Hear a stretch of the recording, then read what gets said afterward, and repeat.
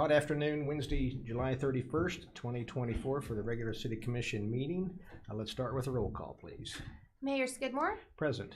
Mayor Pro Tem Allen is absent. Commissioner Kaler. Present. Commissioner Clayton. Present. And Commissioner Crowley. Present. Fantastic. Welcome, everybody. We do have a quorum. Welcome, everybody in the gallery as well as watching on some form of social media. We'll start with the Pledge of Allegiance, followed by the invocation by our police and fire chaplain. I pledge allegiance to the flag of the United States of America and to the republic for which it stands, one nation, under God, indivisible, with liberty and justice for all.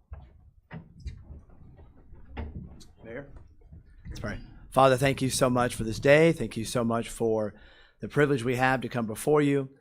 And Lord, I do pray that you would give the folks here today wisdom as they work out some details with the city and other details in people's lives involving different situations. Lord, I pray you just give them the guidance they need. Father, we thank you for the protection you've given our city over the last month. We thank you for, Lord, keeping us safe. Lord, we thank you for our fire folks, that Lord, that serve our community. We thank you for our police, Lord, that are to sacrifice on a daily basis for us. And Father, we thank you so much for EMS workers as well, Lord, that give their best for us. And Lord, thank you for our city workers. They're helping maintain our roads and streets and clean up our city. Lord, we're so thankful for them. And Father, we pray you just give us a good day. We honor and glorify you in all we say and do. In Jesus' name, amen. Amen. Amen. Thank you. It's always good we can call on our chaplain anytime we need him. So thanks for our last minute notice. Appreciate that. First, we'll start with any public comments. Do we have any today? We have none registered. All right, we'll go on to item number 7, which would be a presentation, I guess. Recognition of Ottawa Police Department state accreditation through the Kansas Law Enforcement Accreditation Program. And I'm guessing Chief Weingartner has a few things to say about this. Thank you, Mayor, Commissioners. Joining us today is Bobby Hawkins, a name that some of you may be familiar with regarding accreditation. Bobby now works for the Kansas Law Enforcement Accreditation Program as an assessor. And she's here today to present the Ottawa Police Department with our first award as an accredited organization under this new state program. So hopefully, as we proceed through this, you'll see a little bit more information about the program. You can go to the next 2 slides. In 2022, thank you. Got it.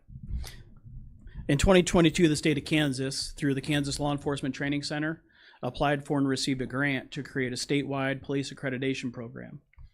So for this body, you've heard us talk for a long time about CALEA and that acronym about a police accreditation.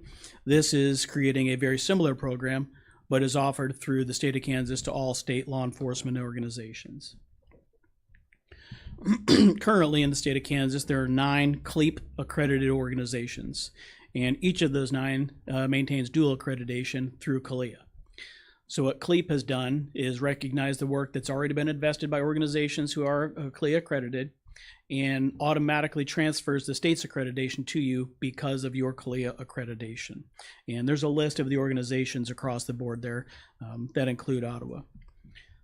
So one of the questions that come up periodically regarding CALEA and CLEAP, and thanks to Commissioner Kaler, I actually presented at the League of Kansas Municipalities annual conference last year regarding this matter. And CLEAP was a fairly even newer program then, but it was an option that some communities are going to explore. And cost is always one of the questions that comes up from organizations about how much is this going to cost the taxpayers for accreditation. So under the CLEAP program, because we are a CALEA accredited organization, the annual fee is $250. That's a pretty nominal fee to be associated with a statewide accreditation organization, and it just helps bolster the professionalism of law enforcement in the state of Kansas. Those fees collected are then used to pay folks like Bobby, who are going to go out to other organizations and inspect their files, very similar to what the CALEA assessors do for the Ottawa Police Department. So I'm pleased to report and recommend to you that the Ottawa Police Department accept its first and initial award through the Kansas Law Enforcement Accreditation Program. There's no action needed from the commission to accept this. It's pretty much kind of a pass-through because we are already CALEA accredited. And if you remember last June, we went through our third annual site-based assessment where the assessors came in, inspected all of our files. And then Stacy Allen, our property and accreditation manager, and Captain Hawkins and I went out to a CALEA conference last November where we had to present to the CALEA Commission, and they did award our accreditation at that time. So soon after that process was complete, we submitted our application with the State CLEAP Association, and over the next few months got that so that we could get Bobby here to present that.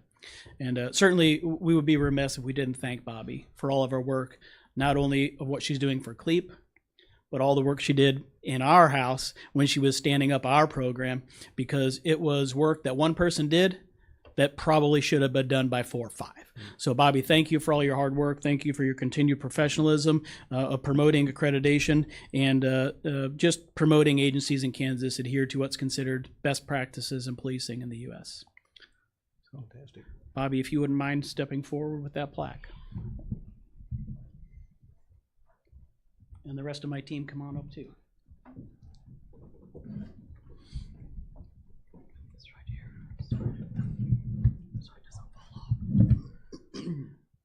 Good afternoon. It's been a long time since I stood in front of somebody, like 4 years. So it is my privilege to present a certificate of accreditation. This document certifies that the Ottawa Police Department, having fully demonstrated its voluntary commitment to the Kansas Law Enforcement Accreditation Program requirement on February 9th of 24. As reviewed by the Kansas Accreditation Council, it is therefore certified as a dual accreditation agency, effective February 9th, 2024 through November 21st, 2027. The Ottawa Police Department is recognized as a CLEAP accreditation law enforcement agency. Thank you very much. Thank you, Bobby. Yeah.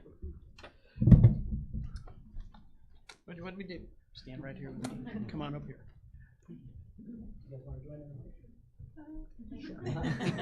Can't you make him, Bobby? It's a requirement. Can't you make him do it? I mean, come on.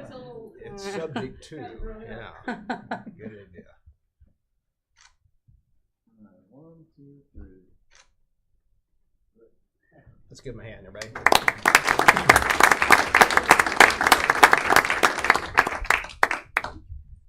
Thank you. Thank you. I just think of this as the best of the best. I can't know if it can get any better than that. So thank you, Bobby, for all your hard work. I guess you got the day off or part of the day off. Thanks for being here, right? But anyway, I just really appreciate our diligence in making this happen. I know our fire departments look at the same thing eventually here, something similar to this, and so we're looking forward to seeing that result come in as well. But congratulations, this is a great honor. And as I saw those list of cities that were also participating, those are some high-level cities and much larger than ours. And so congratulations, Ottawa Police Department. Good job, Adam and Bobby. Thanks. Mayor Skidmore, Yes, Commissioner. I wonder, Chief, how many police departments are there in the state of Kansas, roughly? We're just trying to give our citizens some context of what this accreditation means. Police departments, there's just over 300. And then, of course, 104 sheriff's offices, and then 1 consolidated police department in Riley County. And that does not include several dozen state-level law enforcement agencies as well. That's great. So, and once again, there are 9 police departments that are accredited Yes. currently. Yes. So out of over 400, Yes. there's 9. And Yes. we're one of them. Yeah. Generally across the U.S., less than 5% of law enforcement agencies go through the accreditation process. Well, I mean, that's something really we should celebrate here as a city.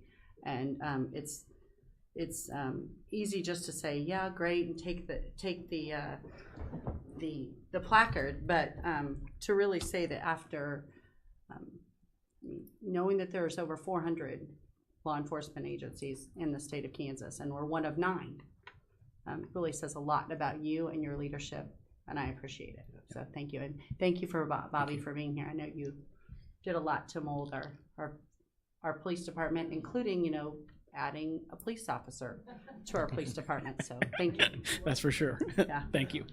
That's great. Yeah, well said. All right, we'll move on. Let's see, we have the consent agenda. We have the minutes from the July 24 meeting as well as the agenda approval. Do we have an approval? So moved. You have a motion, we have a second? Second. There's a second. All in favor, say aye. Aye. Opposed, same sign. Motion carries. Thank you. At this point, I'd like to read the declaration too. At this time, I'd like to give the commissioners a chance to declare any conflict or communication they've had that might influence their ability to consider today's issues impartially. Hearing none, we'll go on past item 10. There's no new business, but we'll go on to, excuse me, we have no unfinished business. We have new business. And a review of the monthly reports for June of 2024. And it looks like we'll start with Paul Bean, Franklin County Development Council. My notes. Good afternoon, Commissioners. Couple of things, and then happy to answer questions. Last night had a good group meet at Primetime Grill, about 9 of us, just to talk about how do we kind of kickstart housing developments of significant size in Ottawa, and had some really good conversation, and I think it was a good start. I think one of the takeaways from that is I think there's a desire from some of the folks in that industry, and probably could bring some developers in as well, that I think there'd be benefit from a study session at some point with the city commission. I know you're trying to cut back on meetings, and I respect that, but there's not really an avenue without the study session for a dialogue where you just kind of kick the tires on things and talk through and get a sense of what they think the city should do and what you think the city should do, and see how we can kind of work toward a solution for housing on a larger scale. Our builders are doing a great job, but from a standpoint of workforce and a lot of our issues related to property taxes set on a certain number of houses, and the more houses we have, then that helps spread that burden. We need senior housing, we need rental housing, we need single family housing. So that was my takeaway from that, and we'll continue to have some meetings and try to get some synergy locally with some of the citizens about what we can do on the housing front. Upon that meeting last night, so who were the players there? Who were the people involved? If you can tell us, or what they do for a living, if they're builders? Or... Well, they had builders there, had realtors there. Commissioner Clayton was there. He's a builder. And then myself and Jared Sterling, who's my president for FCDC. Okay, good. So it was a mix of builders and realtors. Yep. And as I remember, the last housing report we had, we just need a little bit of everything. Yeah. There was nothing excluded from that report that I recall. Yeah, that's right. Good. That's right. Yep. So it was, it was kind of a discussion about what are the barriers, what do we need to try to do to address those. And so it was a good start. I also had an excellent meeting this morning along that same line. I was up in Kansas City. I've had a couple of meetings in the last 3 or 4 weeks with contacts in the city that have good contacts and good networks with developers that are pretty well heeled and have pretty good experience in housing developments and commercial developments and child care developments, senior housing developments. And so I had a really good meeting again this morning, and I've already got a couple of meetings set up with some pretty powerful developers up in the city. My goal is that we try to utilize the local folks first and foremost as much as we can. But if, from my perspective, we need a pretty significant housing development, and that's going to take somebody that's been doing it, somebody that's got a pretty deep pocketbook, as in the millions, and can play that game a little stronger than maybe some of us can. So I share this to let you know we're continuing to work pretty diligently on housing, as that's a big concern with workforce, not just for recruiting industry, but for maintaining the industry that we have and keeping them staffed up. But also we're hindered for growth because some of them, they have more work, could get more work, but they can't find the workforce to meet the demand. So getting more citizens in our community is a priority. Want to talk a little bit about the power outages last week. I also want to compliment the utility crew, the folks that are out doing the work. That's kind of a thankless job when the power's out, And I think they did a great job and certainly appreciate what they do. I think where we need to see improvement, and this is coming from industry that's calling me and talking to me, but is in the communication to the industry. A lot of the folks in the North Industrial Park weren't very happy about how they were communicated, the timeliness of it, and they're kind of like, I want to know something instead of nothing. And I think from their perspective, it's kind of like this is a triage moment, and it doesn't feel like a triage moment at City. And so we need people to communicate with us more quickly, even if it's just say, hey, we know the power's out, we don't have the answer yet, but we want you to know, working on it, and we'll get back to you. But once that happens and there's not a timely response or timely communication from the city, my phone starts to blow up. And that's how I find out about it. So I'm not communicated either, which I would be more than happy to be a conduit and help work. I have great relationships with most of the industry in the North Park, but I have no updates throughout the day. And I think it's a concern, and Commissioner Crowley, you mentioned, and I couldn't agree more at the last week's meeting, that these are the people that industry looking at us are going to talk to them and say, how's it going? And this is what they're going to get back. It's not going well. The communication's not good. The power's not consistent. And that's kind of where we're at. That's the current power level. And then we've already talked about we need more power, and we need to figure that out. Or decide we're not going to do that because that's an expensive item, but we need to figure that out and have a plan one way or the other. But I just want you to know that through that event, there was a lot of displeasure in the North Industrial Park about the communication and lack thereof, and really felt like the city kind of left them hanging. They really get upset when they say, I'm not hearing anything, and plus my equipment just got damaged. And now I'm also out of production, and I'm paying payroll, and I'm not producing anything. So it's costing me a lot of money, and nobody's telling me anything. That's a quote. So I just share that so you're aware of it. It's something that comes across my desk whenever these things happen. And I think we just need to look at our communication. I don't think it's building a big system and working through all this and spending a ton of money. We don't have that many businesses in the North Industrial Park. I think it's pretty easy. Okay, we've got a power issue. I don't know, let's say there's 15 businesses out there. You take 5, you take 5, you take 5. I'll call them and we'll just say, hey, we know it's there. We'll get back to you as soon as we have more details. I think it's that simple. I don't think we need to spend a lot of money on this fancy system that, quite frankly, the industry's not going to look at. They're waiting for somebody to call them. They're not going to look at a map and say, well, my power's out. Yep, I'm on that map. That doesn't help them. Doesn't matter to them. So I hope that we'll kind of rethink how we handle these issues and be more responsive in how we respond to our major customers on our utilities, but also major to our tax rolls. And you have to remember too, this is a very competitive world, as we find out, trying to get business in proximity parks. So if they're not able to get consistent power or don't feel good about how they're being treated, they may not stay here. Nobody said that to me, but that's a risk. And so, there's a lot of towns that would love to have our industries.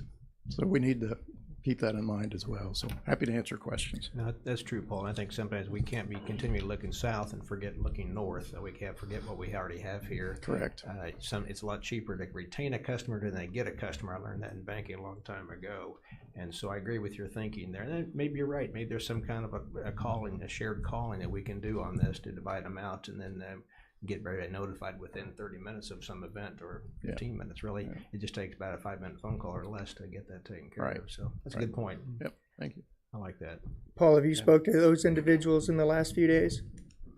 I've talked to a couple of them since Monday. Have they had some updates? One of them had a good update, liked what they heard. The other one, not too pleased with the overall situation.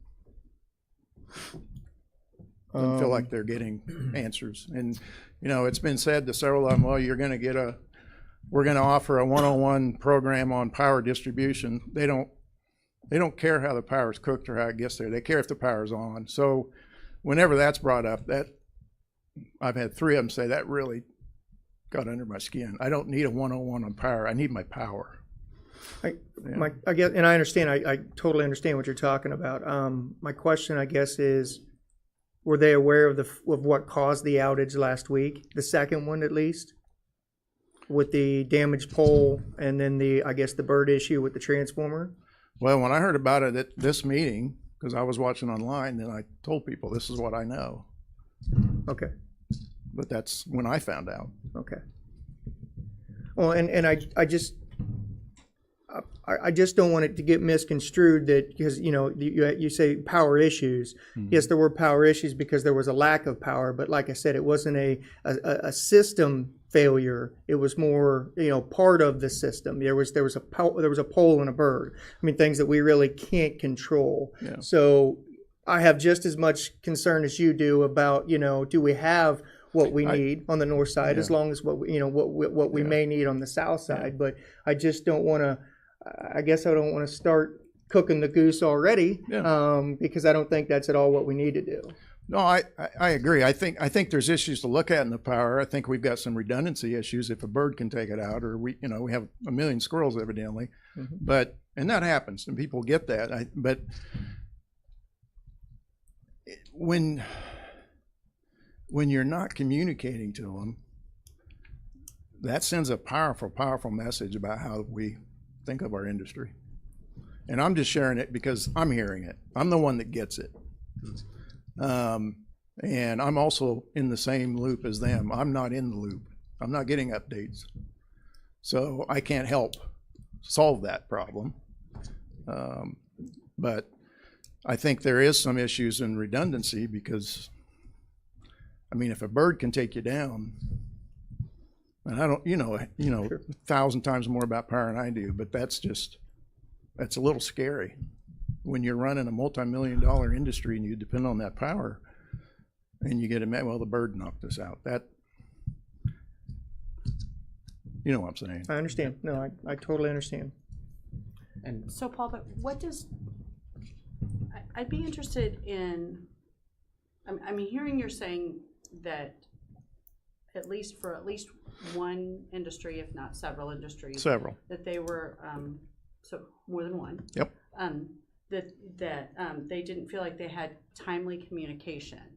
And that can be different for every single person. So what does that look like? And is there a consensus among these several people of what that timely communication looks like? I can give you an example. 10:30 phone. looking No, for I'm going to what- give you an example. 10:30 phone call, no response by 4 o'clock. That's an 10:30 example. phone call where? From the city, explaining what was going on. And I think that's. Yes, 10:30 phone call. They received a 10:30 phone call? 10:30 phone call They to the made a city phone call? and got nothing before 4 o'clock. They got a text during this meeting. Okay.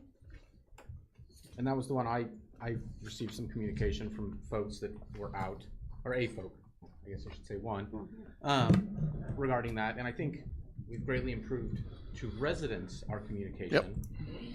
I agree. I think this is a good example of we've really made some headway in to homeowners to residents as we have power. We've really improved our communication in that avenue.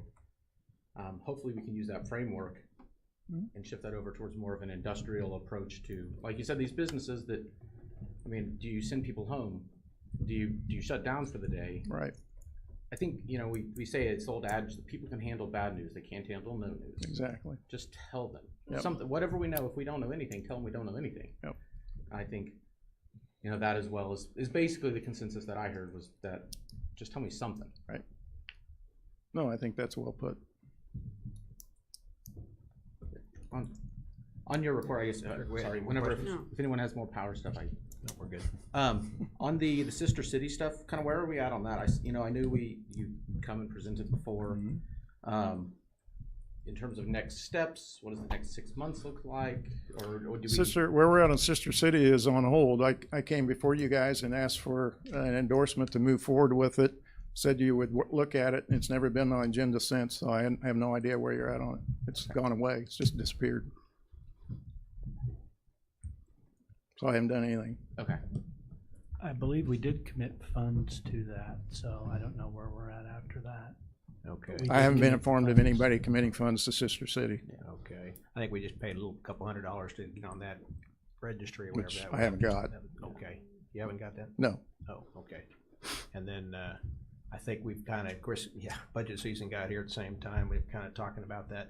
It's also an expense that we kind of don't know what it's going to be. And I know you've said earlier, if I remember right, it's kind of depends on how much involvement we want to have. You can go from a, Cadillac to a Right, Volkswagen, right. I guess. Depends how much you want to engage in it. And so it's kind of a, Hosting people and traveling and recruiting industry and business, yep. and so it's kind of a, I don't want to say a moving number, but it's a number we don't have a concrete Right. number for. We have to decide, I guess, ourselves up here sometime how much we want to do in that. So Yeah. that's a good point. We need to have that discussion sometime. I would agree with that. Yeah.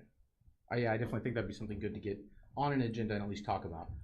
So again, either give you a no or a, Give me an answer. something, yeah, I guess, yeah, if we're kind of at a stalemate, again, it's August 2026, if we are thinking World Cup, if we're trying to be bold and trying to get people to Ottawa, if this is an avenue for that potentially, I mean, I think it's things we need to just make a decision on either one way, I think, is my thought. Good point. Well, Commissioner Clayton, this is a meeting. Yeah, I mean, we can have a discussion about that if you would like. If Paul's waiting on any information from us, or if staff is, I mean, I guess we need to ask staff if they're waiting on any kind of answer from us, and we can have that discussion about how we move forward, and Paul can get his answer. yeah, for sure, I agree. Well, the last communication I had was the mayor had participated in the committee with FCDC at the executive session, at their executive committee, and that we had committed, I want to say approximately $240 in membership funds, and that's pretty much the last communication that I've had. Well, after that's when we brought it forward to you all and had that discussion and said it would be discussed and get back to me. So that was before I was in front of you. So the ball's been in this court, not mine. Yeah, and I certainly think So whatever it takes to get to that point of, have we actually, are they waiting to commit the funds until we provide the $240, or? No, what I shared was if you were interested in doing it, I would start to engage in it and spend my time and money and resources on it, but I wasn't going to waste my time if the city wasn't interested in being a sister city. So I've been waiting for a response from the Is city. this also, as I understand it, the county and other communities as well, such as Wellsville and the school district? Well, the sister city would be Ottawa. So my first ask was to Ottawa, and I'm still waiting on an answer. So we can go and talk to the rest of the people, but since Ottawa is a sister city, I felt like maybe Ottawa should answer the question first. That's true. yeah, I'm sorry, because our understanding was this was a countywide endeavor, so. No, good I've never said clarification. that. Okay. Does that get something? I think, again, figuring out first direction, do we just even go forward to get a number? Like you said, Mayor, that, that number's kind of a moving target depending on what our level of involvement is, what we want to do. And I think from my seat up here, would like to at least get some information, see what this would look like. I think it's a really cool opportunity. I think there's, as you drive around, you see several places, Lawrence, for one, other places you go have sister cities. And I would like more information in terms of what this cost potentially might look like versus involvement in kind of where we're at on that. And then from there, I think make a decision, yay or nay, for our part. So Paul, is the $240 number that has been discussed the initial investment that the city needs to make in order to get that ball moving? Yeah, I paid $440 so we could join the Sister Cities International. So now we have the templates and we have all the information that I can delve into and build with you all a program. So that's the first step. So that's what that was. Mike was kind enough to say, well, we'll go halves on that. And so we've paid that. FCDC is a member of Sister Cities International. And so that gives us contacts at the state level and the national level. And they can help us identify who we might want a sister city with. And then you start the song and dance and courting and see how it goes. That's where you might have some expense, where there'd be a delegation that would go over there, and you might have a delegation come over here. And eventually you sign an MOU, which would outline some of your expectations on your end and their expectations on their end, which would help you identify expenditures and that type of thing. And you have two members on staff that have a history and a relationship with this association with both Director Neese and myself. So I'm assuming with the And let me say, and I understand that he hasn't experience with it. I understand he had a bad experience with it, but he hasn't reached out to talk to me about that. So I know nothing about that bad experience. There's been no And you reached communication. out to him to Actually- start that conversation, Yes, I right, have. Paul? It wasn't a bad experience. One was very good in a much larger community. It's always And changing. the other was opting to go with a more direct personal investment route through existing foreign investment branches that were in our community. Well, I wonder if Paul maybe gets some information from the agency that, you know, if we invested 10,000, what will we get? If we invested 20,000, what could we get? Sure. Some kind of numbers maybe, and we can maybe get those numbers together a little bit more Sure. exact and see what we can get for that many dollars. Yep. That may help us. If you So does the $240 investment that we've discussed, is that the ball that you need to get rolling? Yep. Okay, so I guess, commissioners, we haven't really had that discussion whether we want to be involved. I would like to be involved. I mean, I'll state that right now. Yeah, I think we can spend that. Yeah, I agree. I mean, especially if $240, if that gets the ball rolling. It's worth To find out, I mean, at that point, if it's a no later, we can make that decision, but I think without any information, we can't make any Right. decision. That sounds good. Yeah, the 400 lets me do the due diligence. All right. So basically. hopefully, Or 220 from the city. our finance department can get you a check. I'm not sweating that. That's, We'll do that. If you need Sounds it, good to keep me. it. Yeah. It's not gonna kill me. All right. Any more questions for Paul? Let's go that way. Did we address it? I mean, are we addressing just, I think we're just gonna wait to get back. What can we get? My no, suggestion. no, I'm just wondering, are we actually doing monthly reports? Is what I'm asking, because we've kind of gone off on a, Well, it's kind Well, of a the sister combination. city had Sister something to City's do in with the here. monthly so I'm just report. like, is that what we're doing right now? We're Yeah, it's- entertaining questions Well, it's regarding monthly reports, or we, It's, are we it's not? part of the Franklin County Development Council I looked at, so I think we're okay. But I think, Paul, you got the message from us. We'd like what we can get for those different dollar amounts. Maybe we can talk about it. Okay. And that would give us a little more concrete number to work from rather than just say, okay, we'll do it, then send them get a Yeah. bill for 33,000 or something. Oh, didn't Yeah, expect that. basically you've helped me. You're giving me an idea that you've got an interest in pursuing it, so I can pursue it now. It's just like I said, if you didn't have any interest, I didn't want to Yeah. delve into it. So happy to do that. If Happy we to do decide, that. no, we've only invested 240 and there's Right. nothing, so Right. we're good Right. there. Yeah. All right. Appreciate it. Appreciate it, Paul. Thanks. Thank you. Next up, Ottawa Library. Terry's here.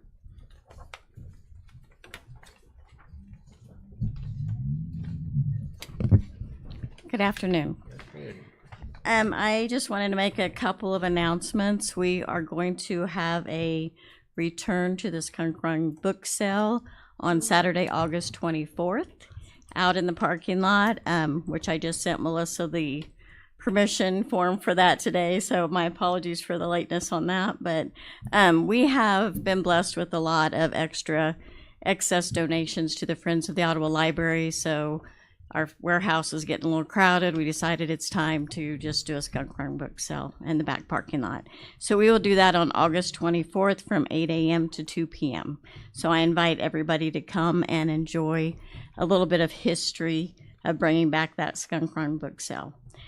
Our Ottawa Teen Council, or Ottawa Library Teen Council, is going to have a walking tacos sale luncheon on oh gosh, I don't even have the date in front of me. The 8th? Thank you, guys. Sorry, I have let some interested people know. So that will be on August 8th, and we will serve out here in the lobby. And the teens are doing that as a fundraiser for teen programs, and they'll get to vote on how to spend that money. But we have a great teen council right now who is very active, and we have had requests for the walking tacos. That they're pretty popular. So we invite everybody to come and enjoy that event also. And that's during the lunch hour, is that right? It's during the lunch hour. Good. All right, thanks. Good. Any other questions? Any questions for me? I just always want to say I always enjoy the report. It's amazing when the in-person visitors in the month for 10,454 it's always amazing just to see those numbers because, you know, as limited as I frequent the library, Yeah. it's nice to see these numbers and see how many people actually do utilize these services. Yeah. Thank you. Absolutely. And we'll have good weather for the book sale too, right? Hope so. That's right. Fantastic. Any more questions for Terry? Okay, good. Thank you. Thanks, Terry. Next up, I guess we've got the Ottawa Main Street Director, Stoffer, yeah. Me too. Good afternoon.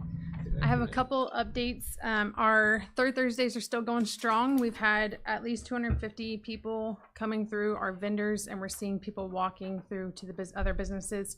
Our raffle ticket giveaway, we are seeing an increase in the money spent on that. Last month, I was kind of nervous that with it being Fair Week, we would not have any vendors show up. We actually filled the courthouse lawn and had 24 vendors show up. And this next month, we're on August 16th, we are looking at expanding and moving some vendors to the 100 block to help our businesses in that direction, and working on a few other things for that as well. I want to say thank you guys for participating and being a part of our e-community visit. If you guys recall, last year we awarded the grant to be part of a pilot program for E3 for short. It's Equitable Entrepreneur Ecosystem, which is a lot to say all at one time. And it was a full day. National Main Street came in, and we learned a lot. We're still learning a lot. The fun part of that is we got to see different parts of the community. They did one-on-ones with business owners. The surveys came back. In that process, we didn't know anything, and then they presented it to us. I didn't even know how many surveys were turned in of the 30 communities that were participating. Kansas has 3 communities. One community had 9 turned in, one had 21, and we had over 50 turned in for Ottawa. So little things like that we're seeing improvement. But it also, we got feedback on what things we need to work on, and some of the things we already knew about and some things we weren't aware of. So we're looking forward to the findings they're going to be sending back to us, and it was great to see the community partnerships. They were happy to see that we had so many people present at the tables throughout the day at the different meetings. So that's all I Sarah, have. who did you say gave the feedback? National Main Street. Okay. So we had National Main Street in town. We had 3 individuals from the national level, and then we had Kansas State Main Street was in town as well. So It's always good to have some outside eyes looking yeah. at you. You know, you So might- the surveys were from individuals here in town, but they were looked over and through from the national level, and they were able to point out some things and go in more depth of how we could work on things. Some of the things they actually showed us, I was able to, because it was the same day, take them down to third Thursdays, and we walked through the courthouse area, and some of the things they pointed out, it was, yeah, this is right here. So it was cool to see that. Thank you. Fantastic. Any questions? See, we have a new ice cream store in town. We Are do. they A little members fun yet, or- fact, I checked in with them today. They might be having to make a trip to Wisconsin for more ice cream. Oh, that's a good problem to have. They get their ice cream from Wisconsin, and they have run out of supplies. Fantastic. I do think that's my fault. So. I'm sorry for that. You did your part. Hold on, Yes, I haven't even been there yet, You Zach. get the exhaustive, I'm going to start the holding exhaustive parent, committee all I'm telling meetings you. there. Yeah. It seems like a popular place. Yes. Next time, share. Yeah, okay. We talked about having commission meetings places. I'm just saying. That would be a good. Destination. Destinations. Okay, great. Any more questions for Sarah? Good job. Thanks, Sarah. Thank you. Thank you. Last but not least, Prairie Paws Animal Shelter. Good afternoon. morning. Our Good afternoon. most exciting update is that we are opening our Emporia location on Sunday. Oh, wow. So we're expanding to Emporia, and we got an agreement with the city of Emporia a couple weeks ago. So we're moving into that location, city-owned building, very similar to our Manhattan agreement. Small team, but we're just really excited. So we're going to spend the whole week out there training them, getting them all set up, getting them all the protocols that we use here that work so well. So that's big, exciting, stressful news. And then the next thing I need to promote is our gala. So Friday the 13th, and we're kind of leaning into that in September. So it's going to be kind of a bad luck themed night.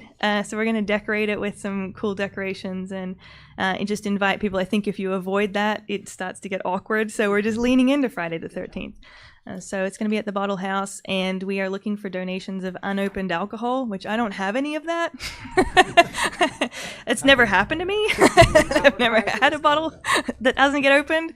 But if anyone has any unopened bottle of alcohol that maybe they were gifted that they don't want, we can absolutely use that for the gala. We have some really fun games that we do at the gala. So if you want tickets, head over to our website.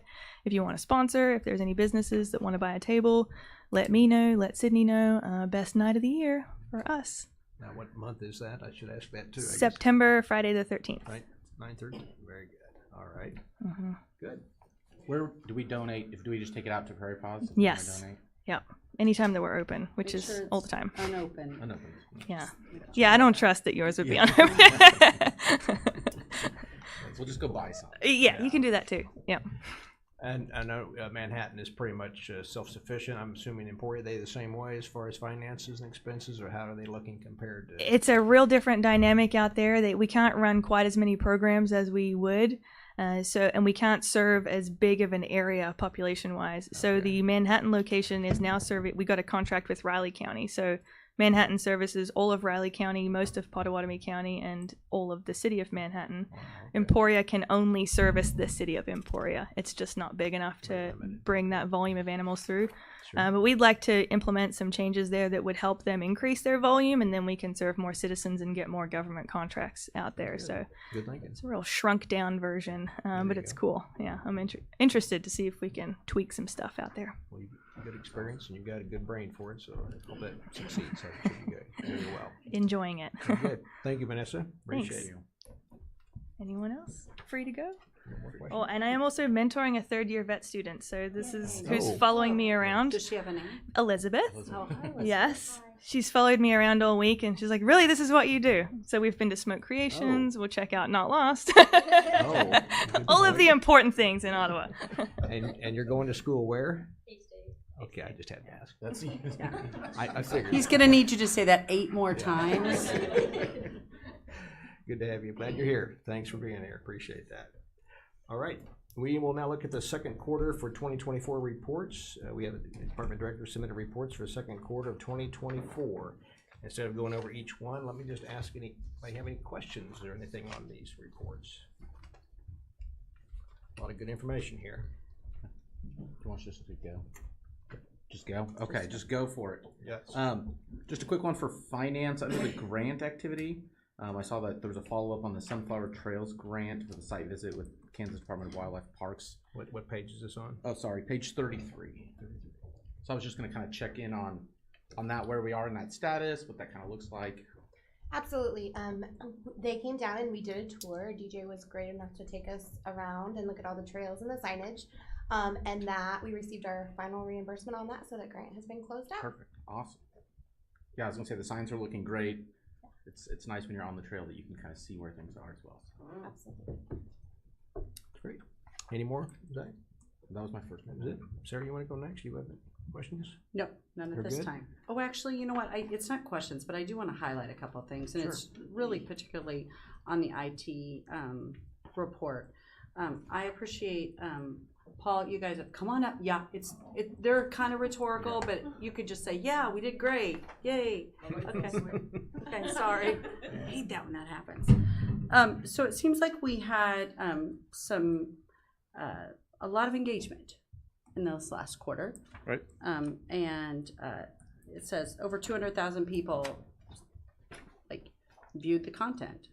Yeah, we had a very good quarter, and most of that was a result of the splash pad updates that we were posting. So those were embraced by the community and liked and shared and commented on. So those are all pushing the engagements, and kind of the way social media works. The more engagement something gets, the more they show it to other people, and it just spreads farther and farther.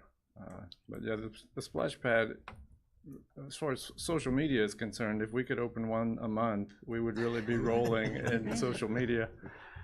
I know my aunt in Colorado reached out to me because she had seen the video, and she was, so you just know that it goes places. And it's, oh yeah. Yeah, they're like, hey, we see you got a splash pad. Yeah, we did. So I also like these other statistics that you put in here. It looks like our new city alert system, we have just shy of 100 contacts. Yeah, as of today, it's like a sneak preview because as of today, it's like 809 contacts that we have in there. Great. And kind of to veer off course a little bit, there's nothing stopping you from signing up with multiple addresses. If you wanted your business address to be associated with your contact info and your residential address, you can have both addresses, and any time we circle that area on the map, you will get a text or a call. Absolutely. So certainly a way to talk, but also just I love the email communication that we received, just shy of 200,000 emails. I mean, it's not 22. I mean, I feel like my inbox is already full of stuff, but I can only imagine 200, just shy of 200,000 emails. That's a lot of emails. It's a lot. If you think about that. So no, I just appreciate the data that you provided to us. I appreciate all of the information that was provided to us, but I don't often call out IT, and I was glad to do it this time. All right, great. Thank you. Thank you. Great. Commissioner Crowley, any more? I have no comments. Okay. I'll just have one more too on IT, but you don't need to come back up here for this. But I just noticed, they're talking about you've got 9,000 followers on Facebook, 9,003 it looks like. So I don't know do you know what you had? Give me a number like a year ago. What was that number? Around 7. Okay, that's like my Facebook post. I got 7 friends myself, so. Half are relatives, they don't count, right? But anyway, that's my problem. But anyway, well, congratulations on building that. That really makes a big difference. And I keep hearing rumors that Carlos may come out of retirement if he agrees to a contract, I guess. And so that's what we're working on now, maybe. Okay, we'll see what Carlos comes back. Great job. I did have a question on the police report, Chief Weingarten. Yeah, I see one of the arrests, or I guess one of the citations would be expired tags. And I know working with the county, and we've had a lot of problems with this last year and a half, I think, with tags and getting the expiration dates. And I see a car driving around the other day, and he had expired a month ago, and he's still driving around. So how do we treat those particular offenses? It's a traffic citation, so it's just an infraction in the state of Kansas. So it's just a set fine of $75 fine, $75 court cost for an expired registration, except for some of those state requested periods when the state system was down because of the an issue that we did not issue citations during that time. And then when the county servers suffered their issue, the Franklin County Motor Vehicle Department put out a similar request, and we treated it that. When people didn't have an opportunity to renew, we were not writing citations for those tags that we may have run into. Okay, well, that's good to hear. I figured that's probably your answer, but I just want to make sure that we treated people with some respect and fairness, that it's not their fault. They tried. Even if they went on the last day, they have to. They shouldn't have waited to the last day, but a lot of people do, and so. Yep. Good. And that county tag office did provide a letter to people to kind of have a copy if you were in that month or that period when it was, at least you had something if you were outside of this community. And maybe others weren't aware of what the issue was, they could have at least said that. Doesn't mean that they, an officer couldn't write the ticket, but certainly some common sense and some patience was in order to do that. So the county did provide that letter to people if they wanted it. Good. Yeah. Appreciate that. One more thing too. I know on page 73, I see that shoplifting actually is down in our area. Nationally, shoplifting is up. Any explanation for that, or do we just have wonderful citizens here? Staffing makes a difference. Loss prevention staffing. It ebbs and flows, and as a result of that, so does the number of shoplifting reports that we receive. That's wonderful news then. Fantastic. So that's what I like to hear, watching for that crime. So yeah. I guess having a police car parked in front of Walmart may deter people. Is that kind of the idea? Maybe? I hope so. I'm hoping it does a little bit of that. Well, that's the reason why they're there. Well, that's why I've got Deputy Woods lives next door to me, and I kind of like his patrol car parked next to my house, so that's always a kind of a good deterrence as well. Sure is. Very good. Okay. Thank you. That's all the questions I had. Thanks, Chief. I had one on for Director Neese on page 56. On your kind of the graph, it's got remodel permits, new home, building plans. At the top, there's development applications and development plans approved. Could you kind of go into what that is, seeing that there's 27 applications and 3 are approved? What specifically, I guess, are those numbers from?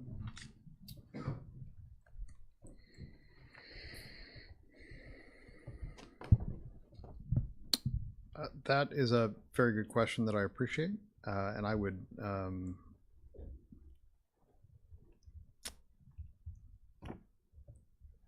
I will want to come back with a better answer than I would have for you right now.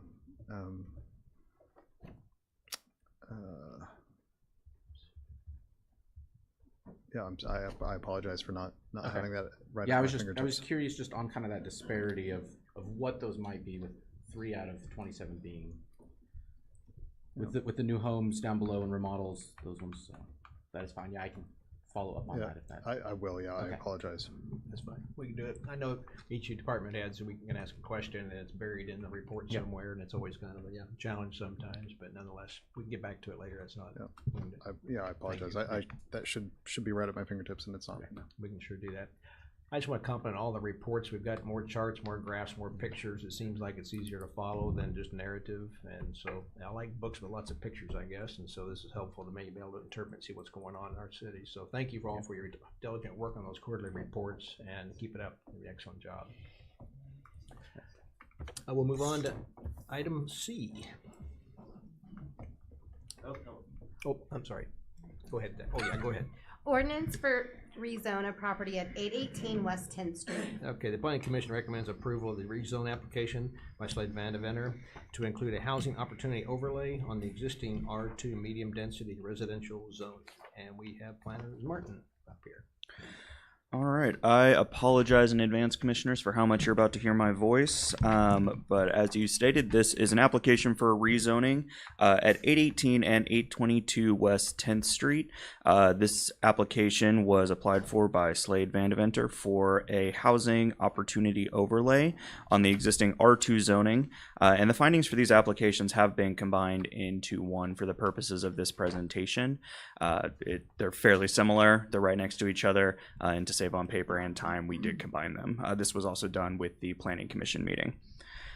The subject site at 818 West 10th is currently a vacant long lot of approximately 0.27 acres or 11,800 square feet and is zoned R2 two-family residential. The property at 822 West 10th is approximately 0.39 acres or 16,900 square feet and currently one large long lot with an existing home and accessory buildings. The surrounding area is residential with R2 zoning and residential uses in all 4 main directions and R3 zoning in the northwest. And the applicant is proposing a replat of the property. A preliminary sketch has been included in the application that would allow an additional 4 single-family homes be constructed if the overlay district is approved. Left here is a GIS image of the existing lot at 818 West 10th Street with utilities shown. The property again is currently zoned R2, which would not change with the proposed overlay district. And as stated, it is currently vacant and has access to all city utilities and services. In this image, you will see 822 West 10th Street with utilities shown. Similar to its neighboring property, it is also zoned R2, which would not change with the overlay district. And the property has an existing dwelling and accessory buildings on site. Here is a current zoning map with the subject properties indicated by a yellow dot. The surrounding neighborhood is zoned R2 medium density residential, which is the kind of medium dark blue you see on the map. And the apartments to the northwest are zoned R3, which is that dark blue with Canterbury going through it. And then R1 single family, just for reference, is the lightest blue on the map. And on this screen, what is actually green actually appears to be the lightest blue, but I did just want to differentiate that on there. As stated earlier, the applicant is proposing an eventual replat of the property to create 3 additional lots out of the 2 at this corner. The proposed rezoning would allow for slightly smaller lots to allow for additional housing to be built. The proposed replat at left is extremely preliminary, and staff notes that there is one lot at the top right that would not adhere to subdivision standards as this image currently shows.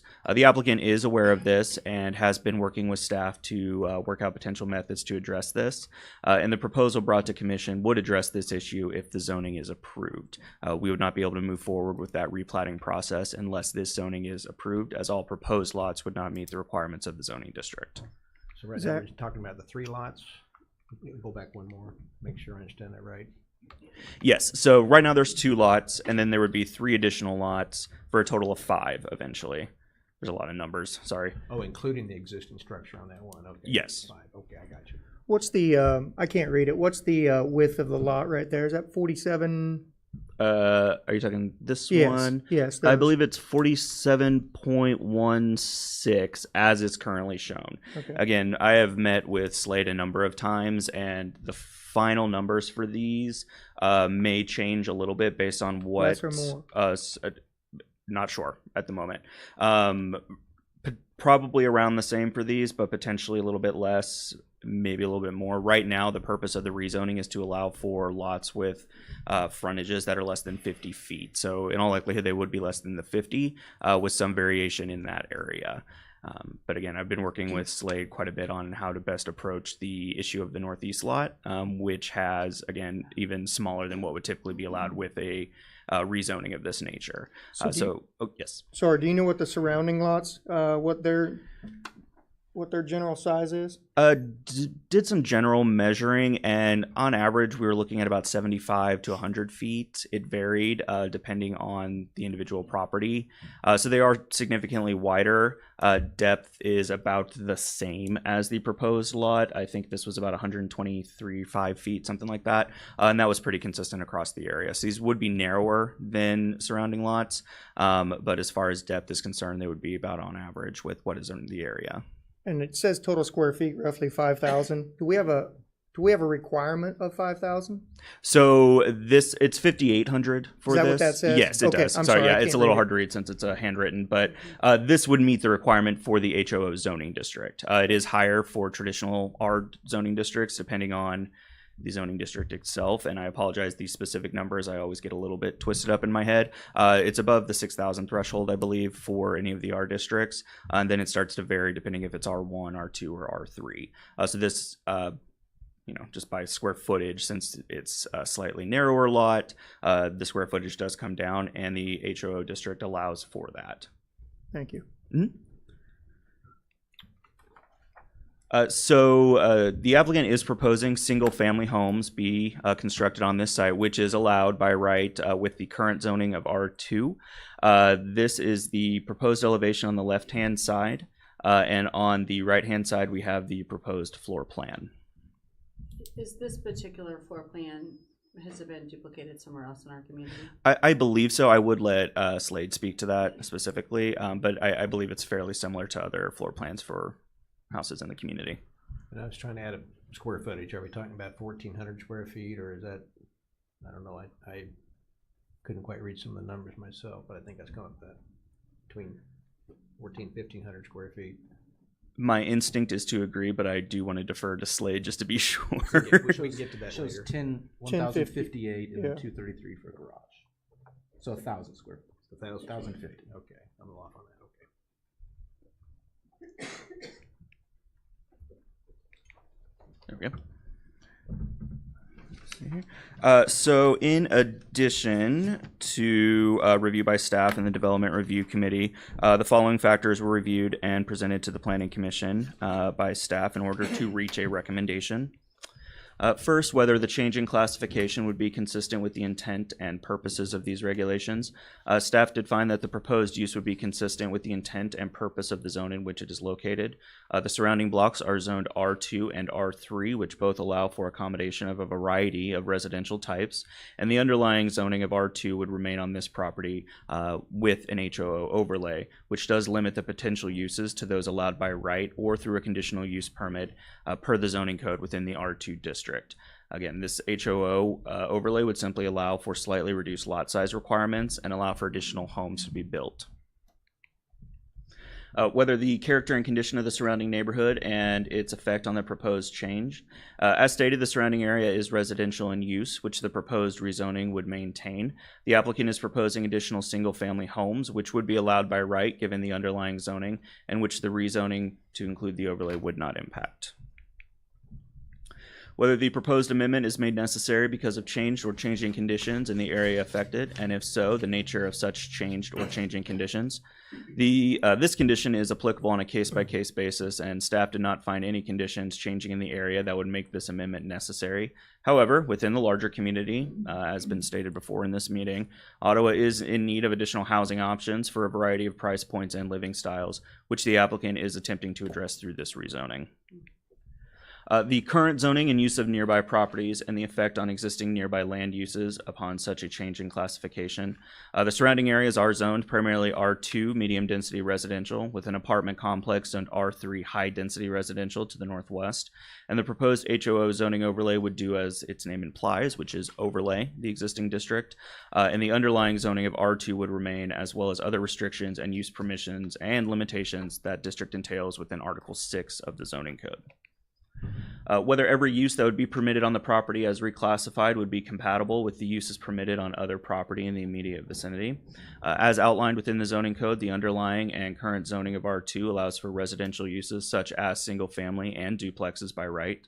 The proposed uses would be compatible with the surrounding properties. As stated, the proposed uses would be single family homes, which comprise the majority of the surrounding neighborhoods.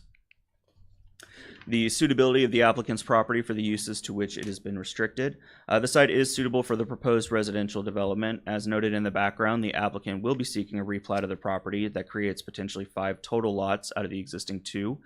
To allow for that number of lots and to meet code requirements, the applicant is first applying for this rezoning that would allow these lots to be created. The subdivision code otherwise does not allow for the creation of lots that do not meet the standards of the subdivision code and the regulations of the zoning code based on the district the lot is in, which we did touch on a little bit earlier. The length of time the subject property or properties has remained vacant or undeveloped as zoned. The property located at 822 West 10th is not currently vacant and has a single family home and accessory buildings on the parcel.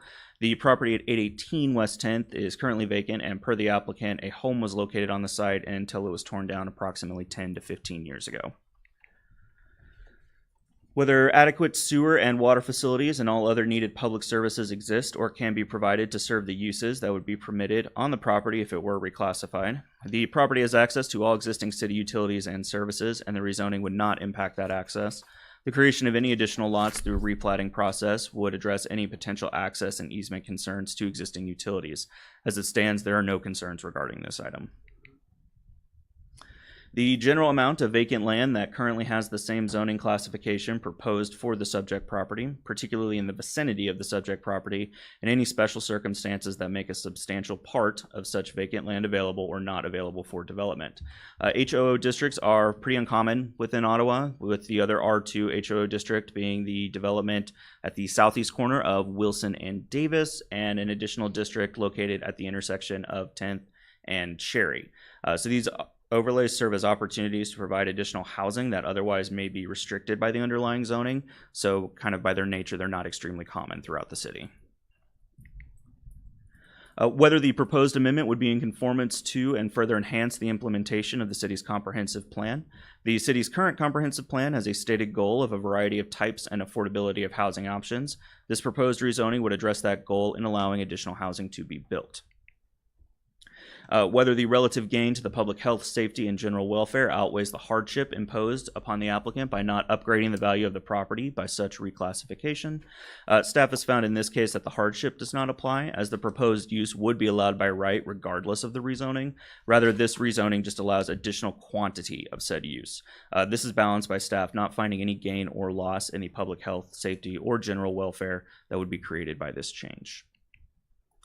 Such other factors as the Planning Commission may deem relevant from the facts and evidence presented in the application. And staff does note that a petition from the surrounding neighbors in opposition to this rezoning was received by the city on July 1st, 2024, and that petition has been included in the packet. Recommendation, staff recommended that the application to a rezoning to HOO overlaying the existing R2 to be read as a R2 HOO to allow the development of the proposed dwellings be approved. The project as proposed would meet applicable standards and conditions for a rezoning and is compatible with the surrounding land use and consistent with the neighborhood's character, as well as the stated goals and intent of the zoning code and future land use map. There were no direct financial costs to the city, and it was reviewed to form by the city attorney. And based on the findings and recommendation of city staff and the Planning Commission, it is the recommendation that the rezoning requests at 818 and 822 West 10th Street be approved. There are two action items here, I believe is how that might read. Take final action at the July 31st, 2024 regular meeting with the following motions. For item 11C, approve the rezoning request at 818 West 10th Street. And for item 11D, approve the rezoning request at 822 West 10th Street. Or refer items for continued discussion and deliberation at the August 7th, 2024 meeting. And Zach, to clarify on this again, yeah, this is the rezoning, not a plat. Yes, this is a rezoning, not the plat. A whole new another process later that would come before Planning Commission and then us. Yes, so the nature of what Slate is attempting to do on this property basically requires the rezoning to even move into the platting process because the proposed lots would otherwise not meet the standards of the subdivision code. Commissioner Clayton. Yeah. Just want to be clear, when we talk about zoning decisions, once you all make the decision to rezone a parcel of property, understand that you've essentially let the horse out of the barn when it comes to that property. So once you put an HOO overlay over an R2 district in the city of Ottawa, you've then taken out the minimum requirements of the R2 district and lowered those. So while yes, it's true that you need a plat later to be approved, the owner of this parcel or any parcel for which you make this decision can then say by right, I want my plat approved because you've already taken out those minimum requirements. So I just want to be clear that sometimes policymakers say, well, this is just the rezoning, this isn't the plat, or this is just the rezoning, this isn't the conditional use permit. And understanding that you can add additional restrictions through both of those processes, but in many ways, the rezoning decision is the one that creates rights for a landowner to develop the property in accordance with that section of the zoning code. So I just didn't want anybody to labor under a misconception that this was just a first step in the process and that didn't really have a lot of weight. That rezone sticks with that property from here on out, whether it's this owner or another owner, and they always have that right to come to you seeking a plat in accordance with an HOO requirement as opposed to an R2. So thank you. Thank you. Good point. Appreciate it. I'm kind of looking at this, trying to think too, if we talk about the character of the neighborhood. I mean, I know we need housing in town more than anything, so I get that, but I'm kind of conflicted with the idea of the character of the surrounding neighborhood, because if these homes are 1,000 square feet, and I didn't look at the other homes, I'm guessing they're 1,500, some, I don't know, 1,600, maybe 1,700 square feet. How far of a deviation from 1,000 square feet is considered within character of a neighborhood? I'm not sure if there's a real numerical value to that. My interpretation when I was reviewing this was the character of the overall neighborhood and encouraging new housing and encouraging a walkability factor when it came to things like that being very near the school system. So this is a short walk to the middle school and the high school, and having a walkable neighborhood for children to be able to go down to the high school or the middle school sort of introduce a level of character that is maybe more amorphous than a hard number.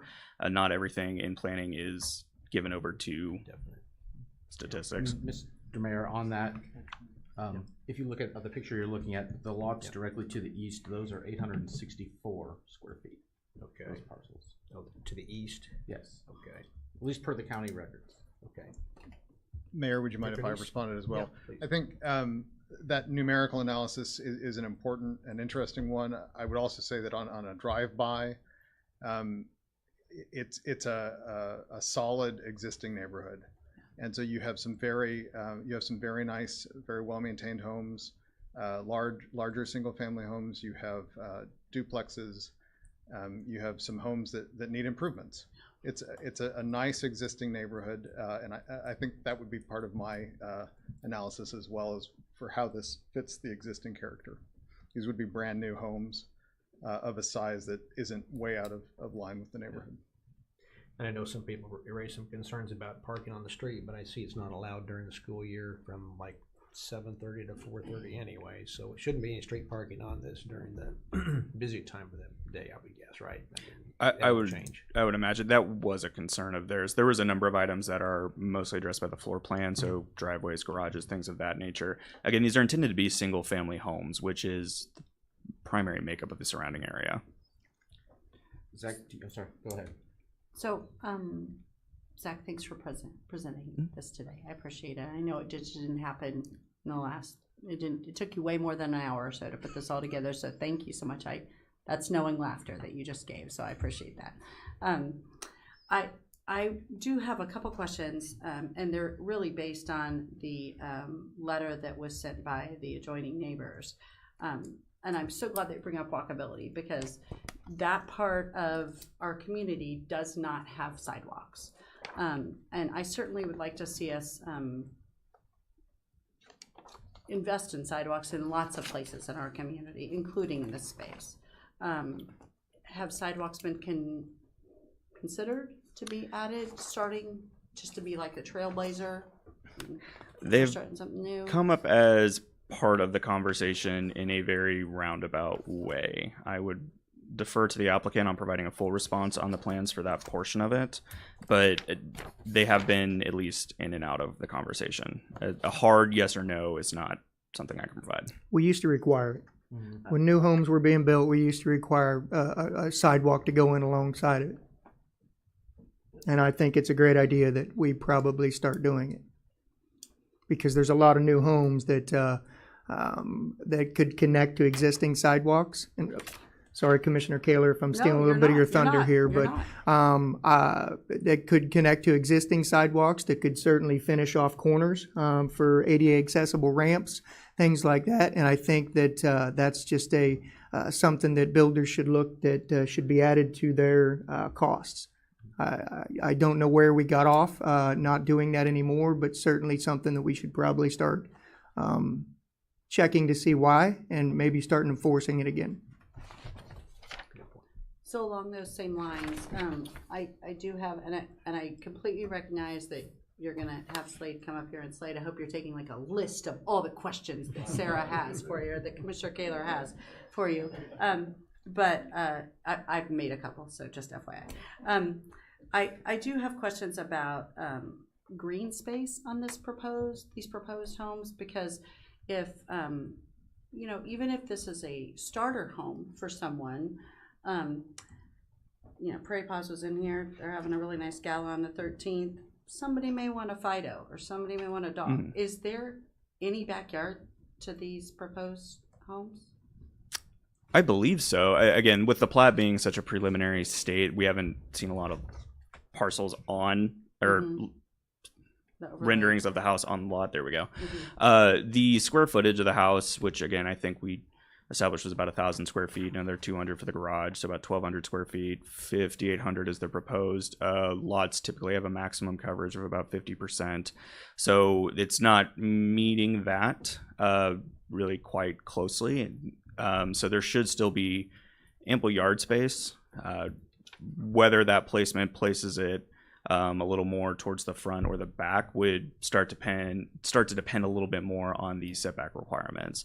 But I believe there should be green space for the residents. I mean, personally, as a citizen, that concerns me. I have had children that probably drive way too fast down Olive Street to go to school, and leaving school. And I'm sorry, Chief Weingartner, they did that. But I mean, if we have tiny kids there, or we have small kids, and there's not green space for them to play, we certainly don't want them to choose the street. Ever do we want anybody to choose the street, but we don't want them to be forced out to find a play space if there's not one made available in the proposal. I'm looking at the lot size too, and if Commissioner Clayton mentioned the lots to the east, about, he said 8,600 square feet. Is that? No. The home was 864. You were asking because you were asking about the size of the home. Size of the home, and then I'll think it's the lot size. Okay, never mind that. I just was looking at the lot size too. I think that 5,800 just seems small. If we made two homes in this, it'd be about 8,700 square feet for each lot. I don't know for sure if the neighbors were more suggesting that they would be two homes in here instead of three. I've read some of the comments and everything. It seemed to be more they were concerned about the square footage of the home, the square footage of the lots. Was that your impression from the neighbors? Yes, basically every permutation of what could possibly happen on those pieces of property has come across my desk after discussions with the neighbors. That was an initial discussion with the applicant as well, was, you know, this can be divided into a few legal lots as is. We can add duplexes, there can be single homes, but to maximize single family opportunities for residents, this was where our discussions led us. Okay. And as a capitalist, I understand more money can be made with 3 homes versus 2 on that, so I understand that too. I understand their point there, but, okay. Anybody have any more questions? You know, I always read over the findings that staff has, and the one that really just keeps coming back to me is the character and condition. And I think about myself, if I'm driving down the road and I get to that block and I see, you know, these new houses sitting there, is it really part of the character and the condition of the existing street? I don't think so. I think it is too congested, in my mind. You know, that's why I asked earlier about the lot sizes across the road. Mm-hmm. Some of them are 75, some of them are 100. As you've mentioned, Mayor, there are, you know, some bigger houses there. I know, and Paul's over there probably getting mad, even more mad, I'll put it that way, that we're talking about maybe not allowing this many houses, because we all know that we need more, you know, housing. But at what cost? You know, you say capitalism's great and that's wonderful too, you know, that we have more houses to sell. But what if we have less taxpayers? You know, what if nobody's in those houses because they've decided to move because, you know, they don't like their congested, you know, their block anymore. So I'm really concerned about the congestion of that many houses when it really doesn't fit, in my mind, the character and the condition of the surrounding area. When I think about the condition in the surrounding area, I don't really think of cypresses in that neighborhood, because when you're driving down Olive, you're seeing houses on both sides of the road there. They should be kind of similar, I would think, whereas I'm not sure on Cypress, I think they appear to be smaller homes and smaller lots maybe. But, you know, I tend to agree with Commissioner Crowley here that I wonder, driving down the street, would a total stranger, once they see these built, say, well, those don't really fit in the neighborhood. I'm wondering about that. And that's why I'm wondering if we don't want to make a decision today on this. Maybe we need to spend some more time. I don't know how the other commissioners feel about this, but if we can review that. Can we hear from the applicant? Yes, I think we plan to anyway, don't we? So I didn't want to jump ahead of the game here, but yeah. And Zach, can you just clarify, in R2, what is the minimum lot size? I had stated I couldn't quite remember the exact. I wanted to say it was around 6 to 6,200. Okay. Offhand, it's hard for me to recall. I apologize. Okay. Thank you. So yeah, can we hear from the builder? Slade, come on up. Good afternoon. Good afternoon. So I just have a couple things to say, then I can take your questions. To me, I mean, those housing overlay opportunities, it doesn't shrink the requirements a lot, it does a little bit. So R2 is 6,500 minimum square footage. This takes it down to 5,800. So I mean, it's some, but it's not, you know, a huge amount, 700 square feet. The other thing I would mention, currently it is R2. So use by right, you can build duplexes and triplexes. And there is enough square footage on this property that I could build 1 duplex and 1 triplex. So I could get 5 units on this same property. I don't think probably, you know, that's probably not what, you know, the neighborhood would want. To me, the single family would fit in better. This housing opportunity overlay just allows for 1 additional house. I could still go in there and build 3 single family as it is now. Or maybe 1 duplex and 2 single family or whatever. But you could for sure do 1 duplex, 1 triplex, which is more units than what I'm talking about. But this would allow for it to be single family as opposed to multifamily. And what else? Oh, so setback. You'd have a 20-foot, since the garage is recessed from the front, you'd have a 20-foot front setback. They give you a 50-foot backyard, which is decent space. A lot of times I'll build these 27 feet wide, so it actually makes the square footage 1170. So just a little bit bigger, the 3-bed, 2-bath, 1-car garage, 1170 square feet. And that gives you, the garage, or is that separate from the garage? no, it's attached. Pardon me? Oh, no, it'd be 1170 living square footage Living plus the square garage. footage, plus the Right, garage, okay. right, single car garage. All right. And like Zach mentioned, I mean, the width of lots could vary a little bit depending on how it all works out, but about 47 feet wide. So I give you a 10-foot side yard on each side. So 20 foot between the houses. So nothing, you know, nothing crazy. And do you have an address of a home that you built that is similar? Yeah, I built 2 of them at the corner of 8th and Cherry. 739 and 741 South Cherry. Okay. Also on Funston, 720 South Funston. And also right now I'm building one on 912 South Cedar. Okay. That would be the same floor plan. Okay, thanks.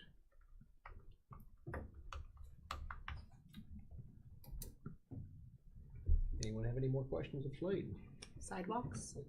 I mean, we have discussed that a little bit. A lot of times, like, if there's existing sidewalk, you'll put sidewalk in. If there's not, you know, but, I mean, I'm willing to put sidewalks in. That's what we need to do.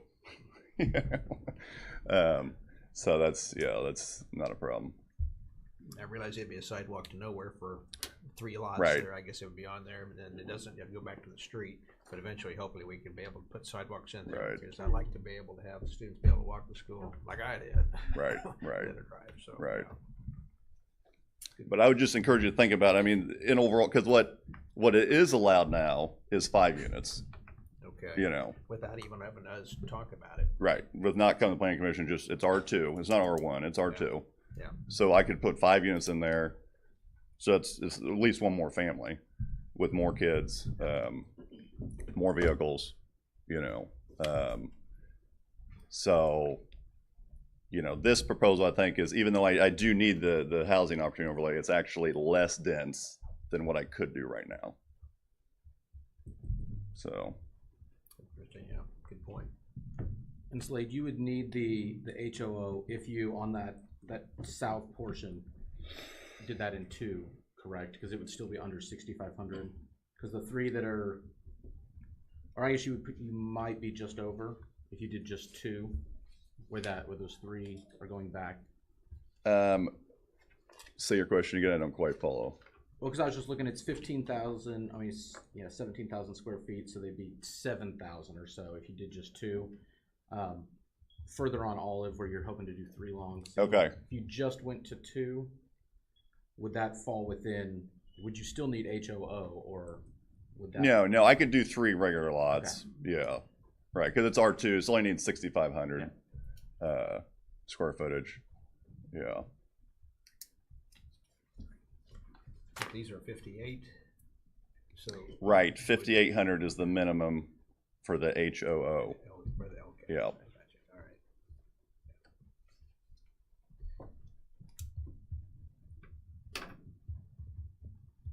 Okay. Any more questions? It looks like in your replat, or your estimated replat. Yeah, right. You would widen the parcel that, I'm guessing it's the first parcel on 10th, the one that would be near where the alley is, because it shows it's 50 feet wide now. Would you be basically? Right. I ended up making that actually a little bit wider. Okay.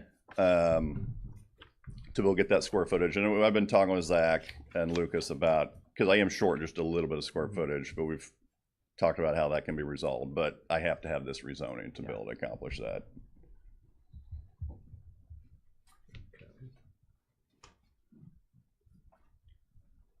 Well, anybody have any suggestions on where from here?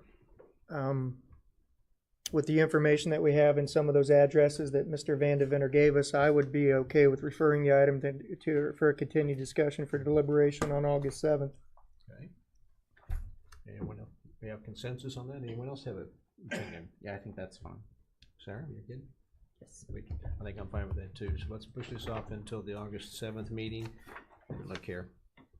I don't know, as far as decision-making goes, Slade, are you on a timetable here? I mean, what's your schedule look like? Yeah, no, I mean, so you'd make a decision next week, you're saying? I think we've got to try to make it next week.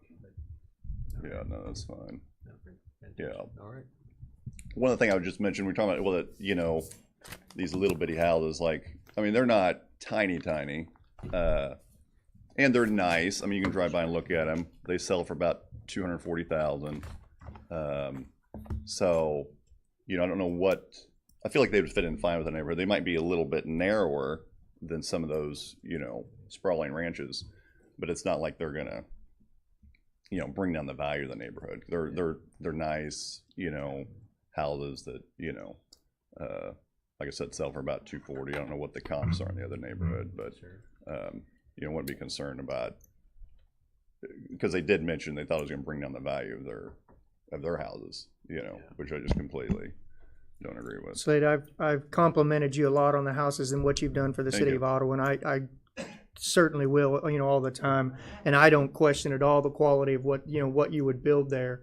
My concern would just be, does it fit in with what's around there? And that's the only thing I really want to ponder on a little bit longer. Yeah. But like I said, it's not the quality or what you've been building, because you've done a great job. I appreciate and that. I appreciate that. Yeah, you bet. Thanks. Yeah, that's true. I guess our ranches just kind of turn 90 degrees, I suppose, that we look at it, because all Right. the others are kind of across. But Yeah. yeah, I do appreciate your investment in our community. You bet. For years, been trying to find builders, and we finally found some, and Yeah. we really Thanks. appreciate all you've done. Thanks. Very good. Any more questions? All right, we'll see All you right. next week. Thanks. Good, thank you. We'll go on to comments by city manager. Mayor, Oh, we still have one more. we have item E. Oh. Still more. One Oh, more item. oh, I'm sorry, yes, I jumped right past, okay. Item E. We lost that. Ordinance granting conditional use permit for group boarding home at 825 South Main.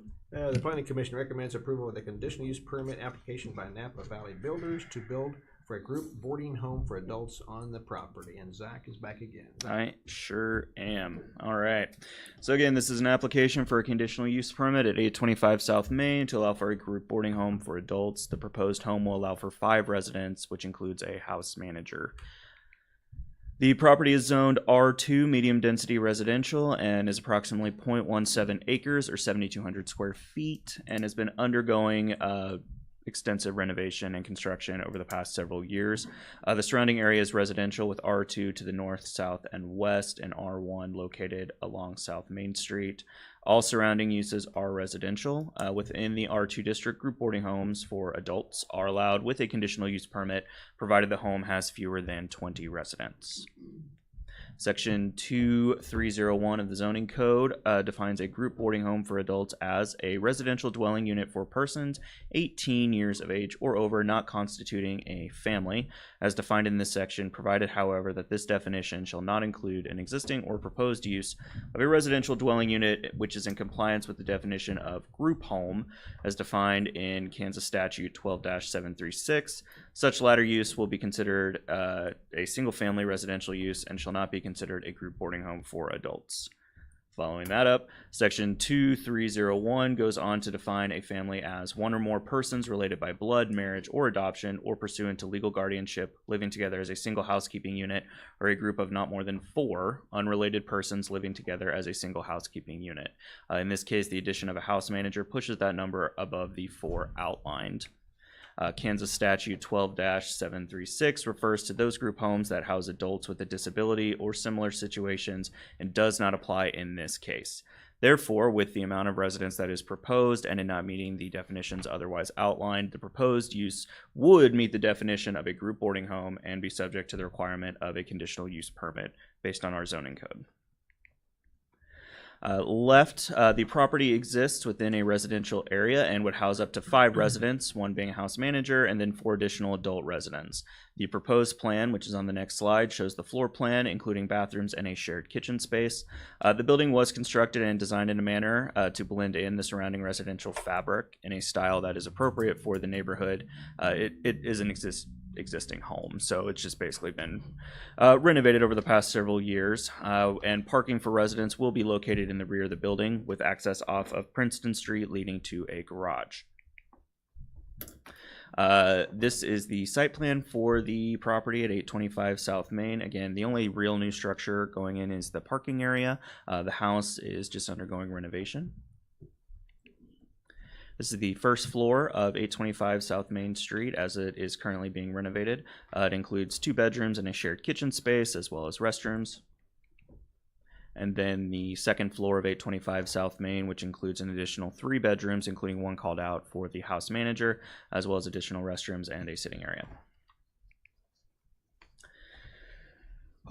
Should have had some water before I got into this. All right. In addition to review by staff and the Development Review Committee, the following factors were reviewed and presented to the Planning Commission by staff in order to reach a recommendation. First, whether the approval of the conditional use would be consistent with the intent and purposes of these regulations. The intent of the R2 district is to provide for 1, 2, or 3 family dwellings with some accommodations for 4+ family dwellings as conditional uses and related residential uses and certain public uses. This district allows for moderate density for these types of dwelling units, and the proposed use would be consistent with the intent and purpose of the zone in which it is located. The surrounding blocks are zoned a mixture of R1 and R2, which both allow for accommodation of a variety of residential types, which includes group boarding homes, and the proposed use would allow for additional residential types for the residents of Ottawa. Zach, here's some water up here if you really want some. Emily's I've got my Eddie. I'm going to power through. We've got this. Okay. Whether the location of the proposed use is compatible to other land uses in the surrounding neighborhood.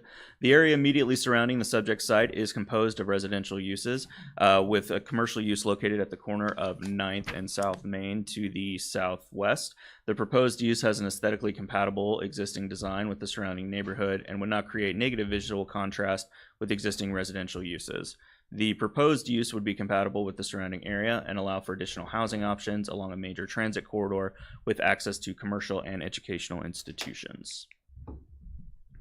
Whether the proposed use places an undue burden on the existing transportation, utility, and service facilities in the area affected, and if so, whether such additional facilities can be provided.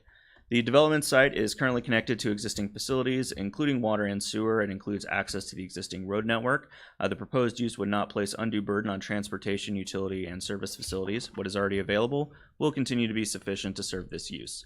The applicant has included parking for the maximum number of residents within the proposed use to be located at the rear of the property with access off of Princeton. This setup meets the required parking and is similar to other similar uses in towns with large student populations such as Lawrence. Whether the proposed use is made necessary or desirable because of changed or changing conditions in the area affected. There is a high demand for and limited supply of moderately priced housing options in Ottawa. The proposed use would provide an alternative for potential residents seeking affordable options for housing, and it will help to meet the growing need for housing within Ottawa. The redevelopment of the existing building to allow for additional housing is a positive outcome, and roads and utilities are currently available. The length of time the subject property has remained vacant or undeveloped as zoned. The property has been uninhabited but not undeveloped since the redevelopment of the property began several years ago. As such, staff did not find this consideration applicable in this case. Whether the applicant's property is suitable for the proposed conditional use. The location of the property is within the older neighborhoods of Ottawa, which have historically seen a variety of housing types and densities. The site is suitable for that proposed development, and the proposed use is well under the resident maximum for a group boarding home, which is 20, and they are proposing 5 residents. This number of residents would not create an additional burden or disrupt the character of the area, as the size is similar to general household sizes. Whether the proposed conditional use would be in conformance to and further enhance the implementation of the city's comprehensive plan. One goal of the Ottawa Comprehensive Plan is to support development of affordable and appropriate housing for all segments of the community. The proposed use is consistent with this goal, as the proposed development addresses the needs of younger residents within the city of Ottawa, allowing for appropriate and affordable housing for a segment of the population that is often a full-time student or working jobs that generally do not pay enough to allow for more than rental living situations. Whether the proposed conditional use, if it complies with all conditions upon which the approval is made contingent, will not adversely affect the property in the area affected. The surrounding area, as mentioned, is primarily residential and has been built out for at or over a century. The proposed use is within an extensively renovated and rehabilitated existing structure, will not adversely affect neighboring properties. It is designed to be functional and attractive and otherwise meets standards outlined within the zoning code. Staff did not find this consideration to apply, and there's a lot of words. Such other factors as the Planning Commission may deem relevant from the facts and evidence presented in the application. In regard to comments and questions about the expiration or end of the conditional use permit if granted, Article 26 does outline the situations in which this may be the case. For expirations of conditional use permits, the authorized activity, service, or use has ceased for a continuous period of 365 days for any reason. Conditional use permits subject to termination due to the provisions of paragraph 2 above may file a written request with the zoning administrator at least 30 days prior to the expiration date for an extension of time to begin to reinstitute the activity, service, or use. Continued, for revocation of the CUP, the conditions of approval would have not been met, or the use has been substantially expanded or deviated from the original intent, or a court of law and or federal or state agency has found the use to be illegal or a nuisance as defined by Kansas statutes. And that stems from questions that were brought up by the Planning Commission specifically. Lastly, the recommendations of professional staff. Staff recommended that the conditional use permit to allow the development of the proposed group boarding home for adults be approved. The project as proposed meets applicable standards and is compatible with the surrounding land use and generally consistent with the neighborhood's physical character, as well as the stated goals and intent of the zoning code and future land use map. There is no direct financial cost to the city, and it was reviewed as to form by the city attorney. Based on the findings and recommendation of city staff and the Planning Commission, it is the recommendation that the application for a conditional use permit at 825 South Main Street be approved. The Commission may take final action at the July 31st, 2024 regular meeting with a motion of approve the request for a conditional use permit at 825 South Main Street, or refer the item for continued discussion and deliberation at the August 7th meeting. Very good. Anybody have any questions of Zach? I'd like Zach to talk for 30 or 45 minutes more about just, random. We can do it one more time. Yeah, exactly. Play it again. Zach, I'm assuming they have a permit for what they're doing on the project right now? As for the reconstruction work and Yeah. everything, yes, I believe they've gone through the permitting process. So And it's been ongoing for several years. Yeah, and it's looking great. The house is looking great. Is it based upon the drawings that we have here?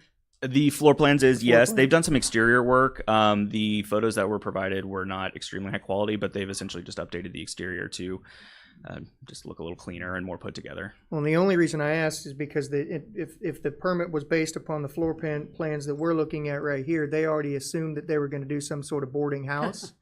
And this application was filled out just 2 months ago. Sure So was. my concern is, do they have a backup plan if we say no? Do you have any conversations with them about that? Have not had a conversation with them about that. This particular case was brought to my attention outside of the applicant. So once it was brought to my attention, we did reach out to them and work on establishing this process for them to do what they are attempting to do. We have not had that conversation is the short answer. And like I say, I mean, the house looks great. It looks way better than what it did, gosh, just 6-8 months ago. It's really done wonders for that block, quite honestly, just with that house. And seeing that the parking will be added in the back, I mean, that was one of my concerns. If you have, that many folks, and if I'm assuming it's going to be college kids, it's not going to be just them maybe driving there. It may be friends too. So there may be additional parking. I think it's a great idea. I like it. I was just concerned that how the time frame worked out. You start the process and then we're asking for forgiveness instead of permission. Yes, they were. There is not really a straight answer from my office on that part. More of a statement than a question. Thank you.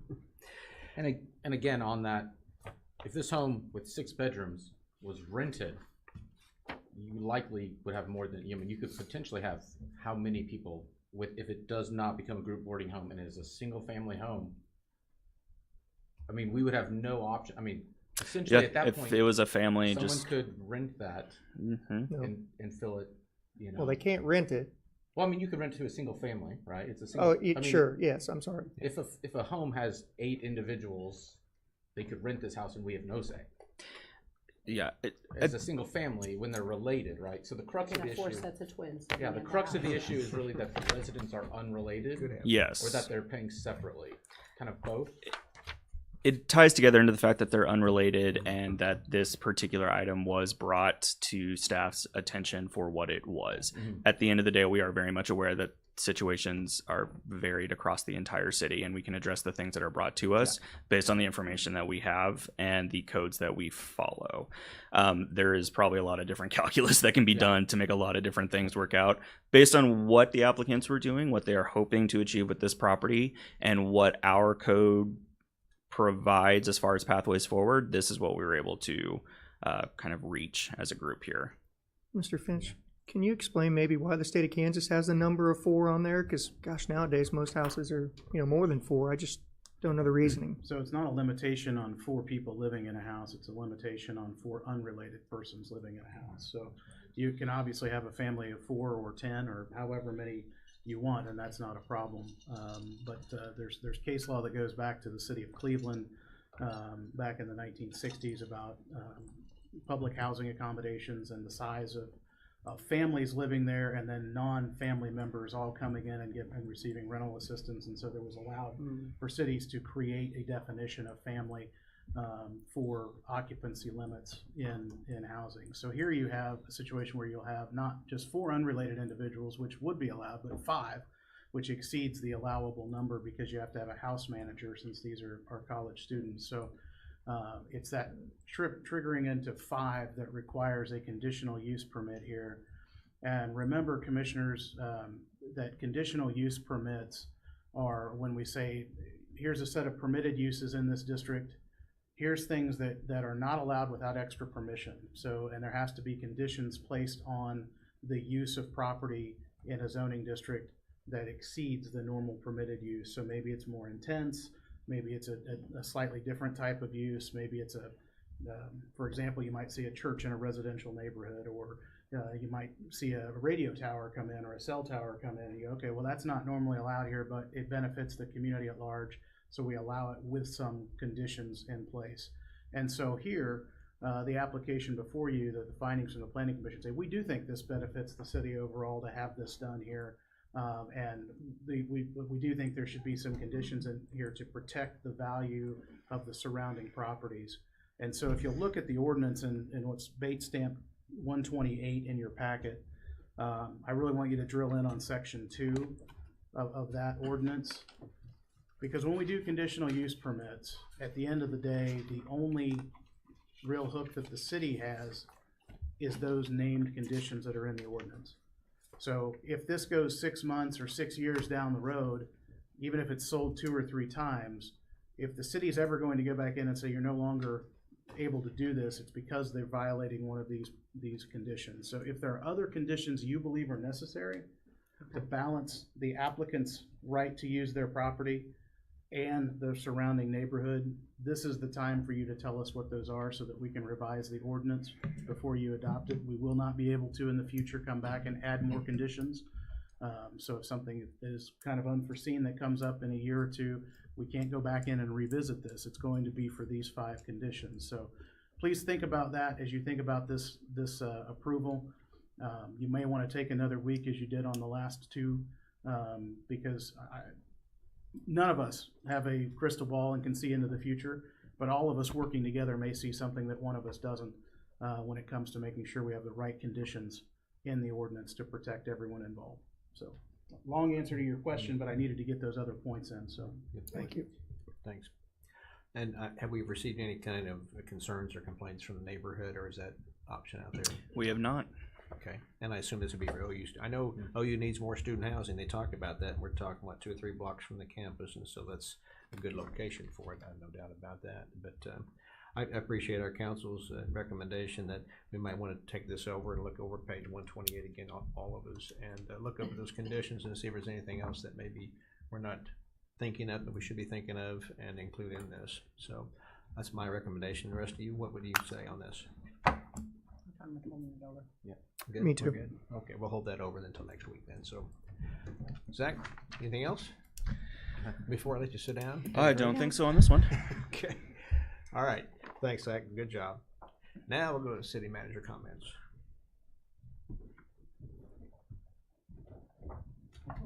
You want to give an update on the? Sure. Yeah. You don't get to sit down. I'm back. Oh, you're back. Okay. Good. So these last, at least these next 3 slides anyway, are just a general update on the comprehensive plan revision, kind of where we're at. So just as a reminder, what the comprehensive plan is a guiding document, shows the community where we're at and where we'd like to be in the future. And it provides vision and goals along with a framework to actually implement the plan with those visions and goals. And it's used by the city government and commissions to help guide decision making in many ways, including things like zoning, infrastructure, parks, recreation, all that good stuff. We have been working on that revision process for the past 2 months, and community outreach has been ongoing, as well as internal updates to Chapter 2 of the plan. I've currently received about half of those revisions from internal departments, so working on just compiling those at the moment before getting into the draft document itself.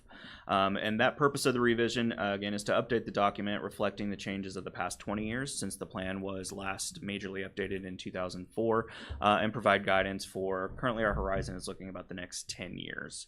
Now, I know your first meeting, there was about 6 people. How many people showed up at the next one? Do you recall? What a great question. Just feed that question to him. No, Wow. Segue. Night job. I Good came to job. the rehearsal. I know this stuff. Okay, go ahead. So we'll jump down to the bottom real quick. So we've had 3 info sessions so far, and our first was our most and only attended one. So we've had about 5 individuals attend so far. We've had 2 sessions here and then 1 at the ORC, and we do have one scheduled next week, August 7th, from 6 to 8 at the Franklin County Archives and Research Center. So that'll be our last just regular info session. And I will just from kind of my general perspective, these first few sessions are more informational in nature, going over what a comprehensive plan is, why we're doing what we're doing, and what that's going to look like as we work on that over the next several months. So, you know, some people may have heard about it and been like, well, we'll wait until we get into some of the other engagement sessions that are more specific to chapters, which we do plan on having in the coming months. So understandable. And we have at least had some great responses to our survey that's online. So for a city of this size, having almost 100 survey responses for a survey that can take 15 to 20 minutes to do, that is a pretty good number. I was really surprised to see that.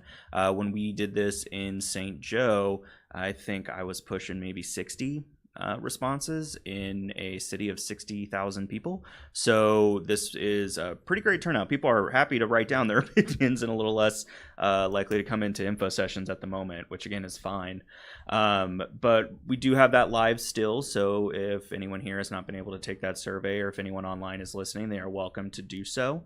And we also have updated our webpage that is dedicated to the comprehensive plan regularly with locations for info sessions, and also the info session itself is on the webpage now. So for individuals who want to see the entire session without listening to me speak for a long period of time, they are welcome to go take a look at that and find out the information that we shared at those. Let me see.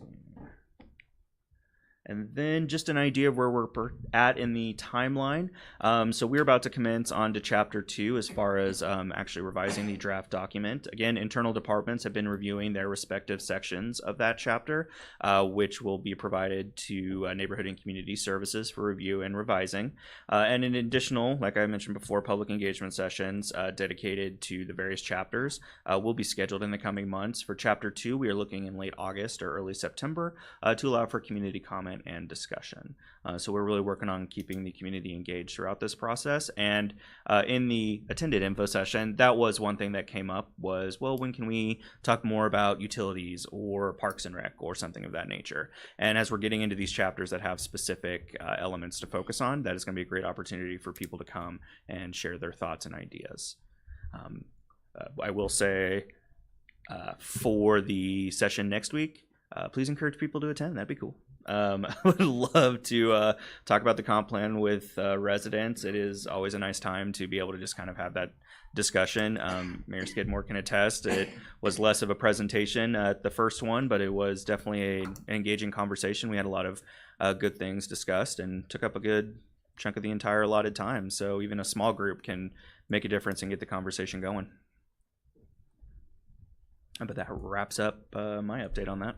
Can you quickly plug, how would someone fill out the survey? Yes, so they can either go to the webpage, which is ottawaks.gov /comprehensive plan. I believe it's hyphenated. They can also, if this slide is up on social media right now, they can scan that QR code and it'll take them straight there and take it that way. You can take it online on a desktop or your phone. It is formatted for both, so we welcome people to get on there and fill that out. And I actually have not been able to check the responses as of today, so that count is of last week, and it is consistently jumping up every time I look at it. So it's possible we're hitting 100 or maybe a little over it if I'm being optimistic. So again, great engagement at an online level, so that's really nice to see because that is quite a lot of questions about a lot of different things, so it's helpful to get that information and that feedback. And there is a link to it in the top right of the homepage. Yes, as well. there is. So Thank you. Yes. Kind of ease of access if people aren't Yeah. comfortable with URLs. IT has been very patient with me as I've asked for so many things to be slapped across the website, so I appreciate them. Good to hear. All right, any questions of Zach? Good job. Appreciate all your work on that. Looking forward to the final product. Thank you all. Good. City Manager, do you have any more comments? Or I'll be brief. Okay. We anticipated an arduous meeting potentially, so we have just highlight our splash pad ribbon cutting that recently occurred and beat the natural splash pad by moments before the downpour began. And I want to highlight some items on the agenda that are tentative for next commission meeting, and also to remind everyone that Tuesday, August 6th, will be our National Night Out. And so Chief's done good work in keeping us all informed and where we're at. So we anticipate the event beginning at 6 p.m. and rolling through till about 8:30 in the evening. And I know Mayor Skidmore will be in some sort of purgatory as he's locked in a vehicle with me as we go visit the various events around We're the getting community. a fast car. I know that. We got a lot of places to go, but we'll do it. So That's right. And so with that, I'll hand it back if there are no questions for us. do we, on the National Night Out, just one more thing about that, do we have planned for the other commissioners, different sites or that they're gonna be attending, or Chief, maybe you go ahead and answer that question for us before we get into next week? Yeah, you bet. Thank you, Mayor, Commissioners. So far we have 6 neighborhoods that have registered. Actually 4 neighborhoods and 2 businesses. So Ottawa Starbucks, the Elizabeth Layton Center, and they're going to host their National Night Out at the 15th Street facility. 1 neighborhood up near the golf course and country club, Westwood Circle, and then Rockwood Acres. So we have plenty of opportunity if the other commissioners would like to attend and be added to that roster. Just let me know who can attend. We'll add you to one of the 2 groups. I have 2 groups of what we call the Parade of Lights. So right now, each group gets to see 5 of the 6. If we get a couple extra neighborhoods or businesses that register between now and Tuesday, that'll of course change a little bit, but certainly the more people we have, the broader we can spread that out. And we'll have some documentation to provide to you, just some things I think based on some conversations that have occurred here recently. Selfishly for the police department, we'll have some documents and QR codes for our crime mapping, but the city's alert system sign up, we'll have something that you all can hand out, like here's some information and sign up right here, right now. For some of those people that may not know what those opportunities are, we'll have that documentation to hand out and give them right there. Excellent. Looking forward to that. It'll be nice weather too, right? That's the plan. It's first Tuesday in August. I expect it to be hot. 78 and low humidity. Perfect. Thank you. Yeah. All right. Thank you. Appreciate it. All right. We'll go to the comments by governing body. Commissioner Clayton. None at this time. Okay. Commissioner Clayton. Kaler. None at this time. Commissioner Crowley. Just real quick, I want to say thank you to staff. You guys have done a great job with all the paperwork, especially with the rezonings and the conditional use. And I also want to say thank you to the Planning Commission. I know they do a lot of work behind the scenes that they don't get a lot of recognition for. And it's our decision making today or lack thereof did not, it doesn't mean anything about what they did or how they decided. It's just us wanting some more information. So thank all of you for the hard work that you've put in for this agenda. Very well said. And I just have the one comment about the city picnic at Primetime Grill last Friday night. I want to thank all the people involved in making that happen. I love the idea of picnics indoors this time of year too, so that was certainly well received. Good crowd, good turnout, a lot of fun was had. I know a lot of people got some wonderful prizes, and so I was glad to see that. So thank you all for the work, put that together, and we'll do it again next year, hopefully. So good job, everybody. On the announcements, yes, we said National Night Out would be coming up on August 6th and the 7th. Of course, we're going to have a busy session here in City Hall with lots going on. We'll also have someone here to start the Pledge of Allegiance. The young lady that won the, I guess, mayor for Ella. We'll call her a mayor for 10 minutes or whatever. She'll introduce and start the meeting next week. So I'm She'll looking own it. forward to it. Yeah, she will, and I'll just go She home. will. I'll just let her take That's over that. awesome. You're right. And then August 14th, we are the City Commission meeting. And then we do have an executive session request, right? Mr. Mayor, I'm requesting that the commission recess into executive session for 15 minutes for the purpose of attorney-client privilege to engage in confidential and privileged communication with the board's attorney. With the board, myself, and the city manager present, believe we could begin at 5:57, give 3 minutes to clear the room, and we would reconvene here at 6:12 p.m. Is there a second? Is there a motion to that effect? So moved. Is there a second? Second. There's a second. All in favor, say aye. Aye. Opposed?